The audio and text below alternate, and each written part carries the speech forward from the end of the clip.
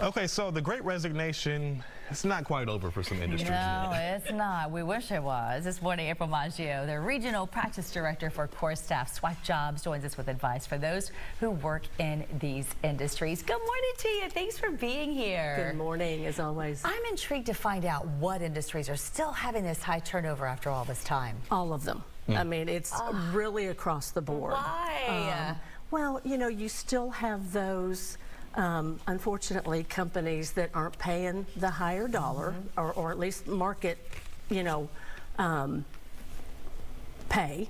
And benefits are a big thing for candidates as well. You know, if they're having to pay a lot for their benefits. They're going to quit if they don't like their manager or their supervisor, right? Sometimes it's not the company they quit, it's their manager. So that makes a big difference. It makes a big difference, and you're always going to have that. And, you know, companies, we still have the supply chain issues. You know, there's not as much business out there. And candidates and workers need to be careful because there's still a lot of layoffs going on. So there's still a lot of good candidates out there that are not working, and you better have something really, really good to go to. That list goes on and on. Yeah, so let's just say you're in an industry where there's already high turnover as it is. Plus you add the Great Resignation into this. What should you be doing right now? Looking at a different industry to be in, for sure. You know, it's one of those things that I think you should learn as much as you possibly can, cross-train on any positions that you're capable of.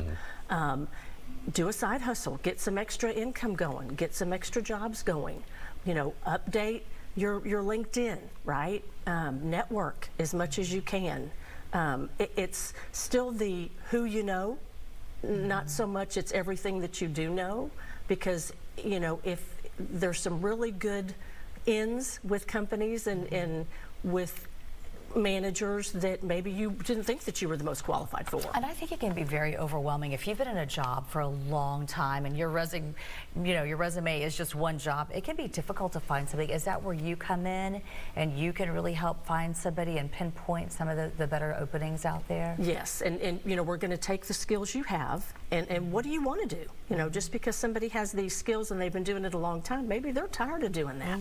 So what do you want to do? What do you have? What skills can we transfer over to another industry or a whole new career?